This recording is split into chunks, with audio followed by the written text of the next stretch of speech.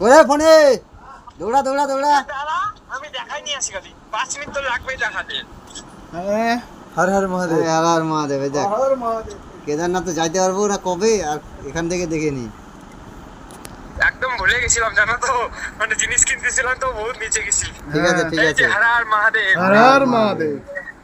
দর্শন করে নিলাম। যাবো 26-এ যাবো, বাবার কাছে যাবো, প্রোগ্রাম করছি। বুঝলি তখন আর তো হচ্ছে না।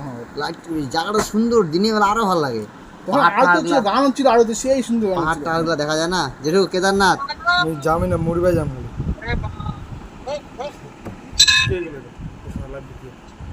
আছে লোক আছে যে যাবেন বন্ধু যেন আছে কেন এখন। না, তোমরা জেঠু জেঠু জেঠু জেঠু করতে করতে দিন শেষ। এই যে দেখ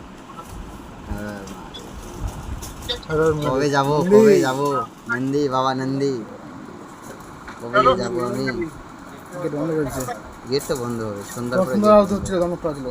এই যে কেদারনাথের হ্যাঁ হ্যাঁ দর্শন মন্দির হ্যাঁ হ্যাঁ দেখলাম। বন্ধ আছে গেট। তো তোমরা থাকতেছো কোথায়, উপরে না নিচে? কিছু শোনা তো, তারপর বলো কিছু বললে। বললাম থাকতেছো কোথায়, উপরে না নিচে? হ্যাঁ উপরে থাকতেছো না নিচে আছো? এটা কে মন্দিরের সামনে আছে একদম, এদিকে ঢুকতে হয় মন্দিরে প্রবেশ করতে গেলে। তোমাদের রাতের প্রোগ্রাম, রাতের প্রোগ্রাম, থাকার ব্যবস্থা কোথায়?